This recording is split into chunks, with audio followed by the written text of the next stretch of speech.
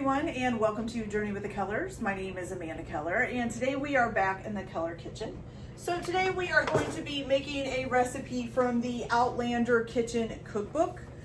Today's recipe is called Venison Stew with tomato fruits, okay? So I'm actually skipping ahead to this recipe. I've said it before in some of the other recipes that we've got a whole bunch of deer meat in our freezer, and so I'm trying to find recipes to get rid of it. My husband is not a hunter, he's actually a mechanic, and he does work on people's vehicles or four-wheelers or things like that, and sometimes those people will give him deer meat and stuff for free. So we've gotten quite a bit, actually way too much, so I've been trying to find recipes to kind of go through it. So if you have a hunter in the family, or if you purchase deer meat from somebody or like deer meat or whatever, this would be a good recipe to help you use up some of that deer meat, okay? All right, so for preparing ahead of time, the first thing that you are going to do is you are going to take a half a cup of dried kidney beans. You're going to put them in a pan and cover them with 2 inches of cold water, and then you're going to bring them to a boil. You're going to boil them for about 2 minutes, and then you're going to shut the heat off and cover them and let them sit for about an hour, okay? Once they sat for an hour, then you'll drain them out and you'll have those ready. Also, at the same time that you're doing those kidney beans, you can also do your sun-dried tomatoes, which I have over here on a cutting board. I can't really pick it up because it's kind of chopped up and messy, but you're gonna need a half a cup of sun-dried tomatoes. You're gonna take those, you're gonna boil 1 cup of water and then soak them in the 1 cup of boiling water for about an hour. Once they've soaked for an hour, you're gonna take the tomatoes out. You're gonna keep the juice that the tomatoes were in, okay? But you're gonna take the tomatoes out and then you're going to roughly just chop them up. And like I said, reserve the juice for the water that you used for the stew, okay? The other thing that you are going to need is 1.5 pounds of venison or deer meat, whichever one you want to call it. And you want to cut it into about 2-inch cubes, not tubes. Then you're also going to need 4 slices of bacon that you're going to cut crosswise, across the bacon, into about 1/4 of an inch pieces. So I have that sitting here waiting as well. The other things that you're going to need is 1 large onion cut into about 1/2-inch wedges, like this. So I just peeled my onion, cut it in half, and cut each half into little wedges. You're also going to need 1 pound, which is about 3 to 4 beets. So 1 pound of beets that's been peeled and then cut into, how big? 1/2-inch wedges as well. So for these, I use a potato peeler to peel them. So I cut the stems off the top, peel them with a potato peeler, cut the ends off, then cut them in half and cut them into wedges, just like I do with the onions, okay? Then you're also going to need 2 garlic cloves that you have cut in half, which I have right here, okay? So that's it as far as like prep work ahead of time. So right now I have a Dutch oven. You can preheat your oven to 325 degrees because you are going to be sticking this in the oven. So whatever pan you're going to be using, make sure it's an oven safe pan, okay? So I've got about 2 tablespoons of olive oil in here heating up. So we're gonna heat that up. You're gonna take 1/4 of a cup of all-purpose flour, and you are going to add to this about 1.5 teaspoons of kosher salt and about 1/2 teaspoon of freshly ground pepper. So I'm gonna put that in there. Okay. There's the pepper, and 1.5 teaspoons of salt.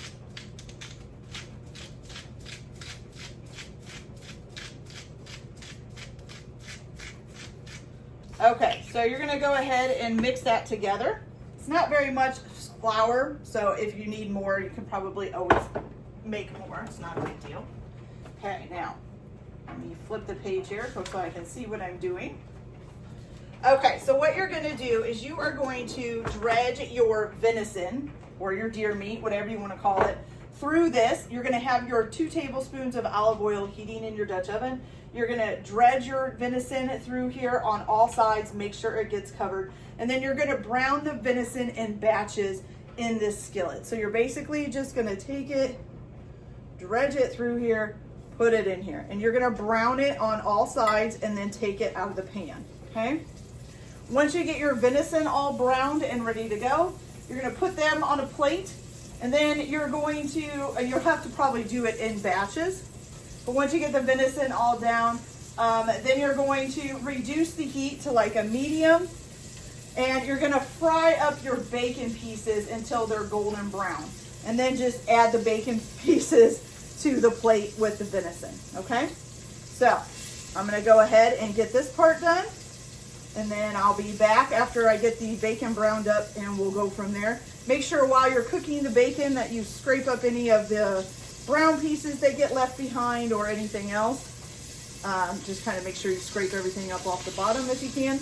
If not, you'll get it later on when you do some of the other stuff, okay? And you want to keep that stuff for your stew. It's good for the stew, all right? So I'll be right back as soon as my bacon's done. All right, you guys, so our venison and our bacon are both ready to go. So now what you're gonna do once you pull the bacon out of the pan is if there is more than like a tablespoon of grease left in the pan, you're gonna dump out everything except for like a tablespoon of grease, okay? And then you are going to add to this your one large onion that's been chopped into wedges. And what you're gonna do is just fry these up until they're nice and softened a little bit. Okay, I'm gonna turn that down a little bit, starting to spark everywhere.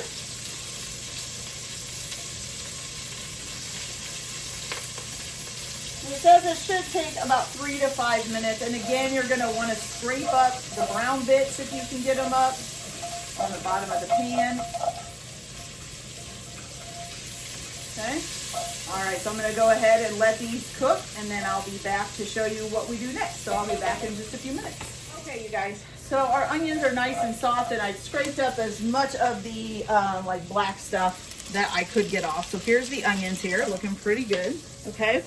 Now we're gonna go ahead and add to this 1 cup of red wine. And you're basically just gonna kind of use this to kind of deglaze.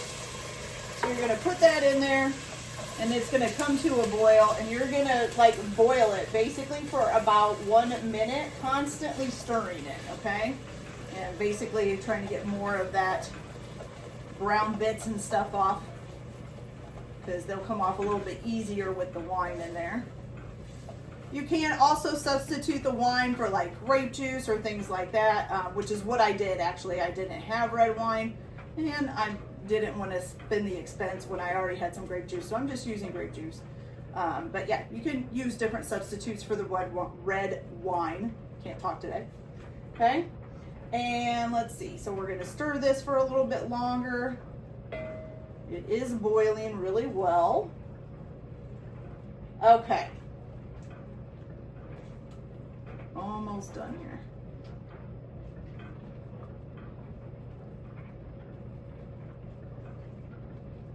Okay, so once you've got that nice and cooked, now you're gonna add either 2 cups of brown chicken stock or beef stock, whichever one. So we're gonna put 2 cups of that in. Then you can do homemade if you want as well. Then you're gonna add in, let's see, the soaking juice from the sun-dried tomatoes. So you're gonna add that in. Then you're gonna add in your, trying to read this as we go along. Oh, your venison and your bacon. So we'll add that in. Good. Okay. Get that out of the way. And then you're gonna add your beans. So your 1/2 cup of kidney beans that you let soak for an hour. I'm gonna try to kind of stir some of this in there. There we go. Okay. Then you're gonna add your tomatoes and your beets. So your sun-dried tomatoes that you roughly chopped, 1/2 cup of sun-dried tomatoes, and your 1 pound of beets that you peeled and cut into wedges, 1/2-inch wedges. Okay, so we've got that done. All right, set this out of the way.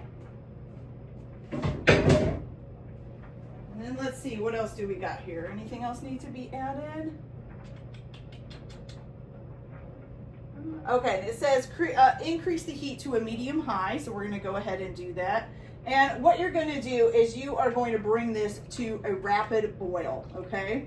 So we're gonna let that sit and start heating up. Now there's one last thing that we need to do, and then this will be ready to go into the oven once it comes up to a boil. Let me clean this up a little bit because there's a little bit of a mess here. Okay, so what you're gonna do is you are gonna take a piece of cheesecloth, or you can use a, like a tea, oh, what are they called? You know, you got like loose leaf tea and you put it in one of those little containers so it can steep in the tea. So if you have one of those, you can use that too. Okay, so you're gonna take your cheesecloth, and in that cheesecloth, they're calling this a bouquet garni. So that's what we're making, okay? So in your cheesecloth, you are going to put in 2 bay leaves. So, let's see if I can find some good ones. So here's 1 bay leaf and 2 bay leaves, okay? You're also going to put into the cheesecloth, I think it's 2 rosemary. Let me make sure it's 2. Yes, 2 fresh rosemary sprigs, okay? So I have 1. Well, and 1 on the floor. And that is a huge rosemary sprig. Okay, but 2. Let me pick this one up off the floor. I don't want the cats or something get into that. Okay, so 2 rosemary sprigs. Then you're also going to put in here, let's see, is it the, so you need, it has juniper berries listed on here. It has 12 juniper berries. I didn't have any juniper berries, nor could I find any locally, so I am actually just using some allspice. There's all kinds of alternatives that you can use for juniper berries, so just look up, you know, figure out which one you want to use. So 1, 2, 3, 4, 5, 6, 7, 8, 9, 10, 11, and 12. So 12 juniper berries, and then also your 2 garlic cloves that you've cut in half, okay? So you're going to put that in there. What you're gonna do is you are gonna wrap this all up. I gotta make these tiny things a little bit smaller here. There we go. Okay, so you're gonna wrap this up in the cheesecloth. Make sure that nothing can get out. Wrap it, this time is just, I gotta curl it up or something here. There we go, okay, that's better. Okay, so you're gonna wrap it up in the cheesecloth. Get it all in there, gather it all together. You're basically gonna make like a little sack, okay? Get this up in there. I've never done this before. Have you guys ever done this before? Okay, so you're gonna make a little sack, trying to make sure it's sealed pretty well. And I'm gonna twist it. Okay, and then you're gonna take a piece of string. This is like a piece of kitchen twine that you would use for like stringing up turkey legs or something like that. Okay, something while you're baking, okay? And we're gonna tie that off real good. Put a nice good knot in it.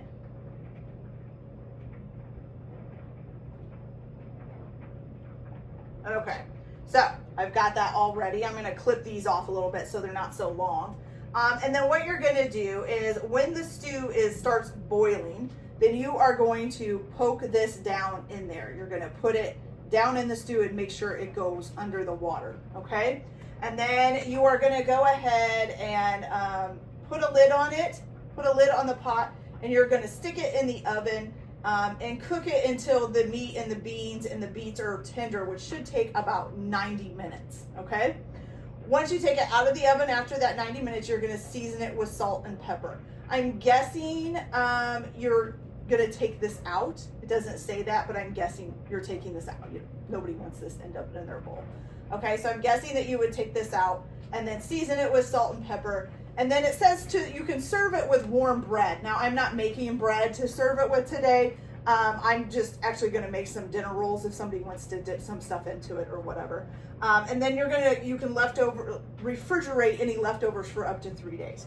So I'm gonna go ahead and get this up to a boil. Then I'm gonna stick my little bouquet, what's it called here again? A bouquet garni, in there and make sure it goes under the water. I'm gonna cover it, stick it in the oven at 325 degrees for about 90 minutes until my beets and beans and venison and all of that are nice and done and soft. And then I'll pull it out, pull this little sachet out, put a little bit of salt and pepper on it, and then I'll come back and we'll try it, see how it tastes. So I'll be back in just a little bit, you guys. Okay, you guys, so I have taken the little satchel out, and right now I'm just gonna put some more salt and pepper in here. This did cook for about 90 minutes, and I'll show you guys what it looks like here in just a minute.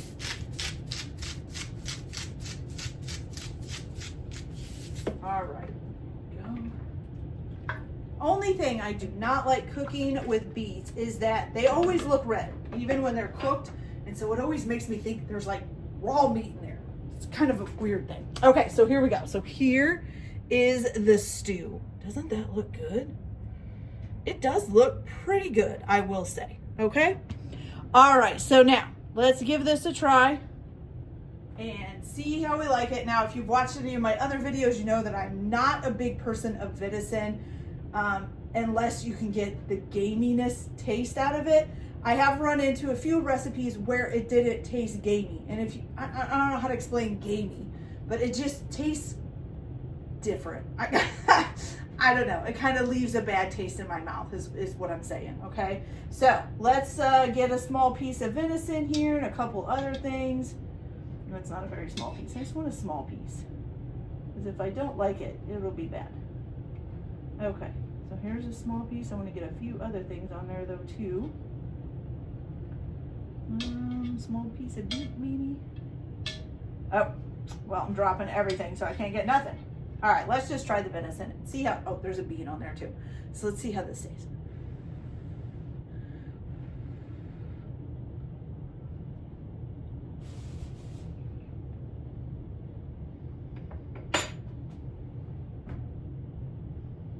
Okay. Still a little bit gamey. A little bit, and it's a little chewy. Now, not like super chewy, but it is a little chewy. Now, I do know that the point of searing it before we cooked it was to help lock in the juices, and it is very juicy. I can tell that. It's not dried out, but a little bit chewy. Not so much that I can't eat it, because you know, like sometimes you get a piece of meat, it's like, oh my God, I'm never gonna chew this up. It's not like that, but it is a little bit chewy. And I am still getting a little bit of the gaminess. Now, it's not as bad as like if you just like make deer burgers and don't, you know, really do like any kind of marinade or anything on it, or if you just were to fry up a deer steak and eat it.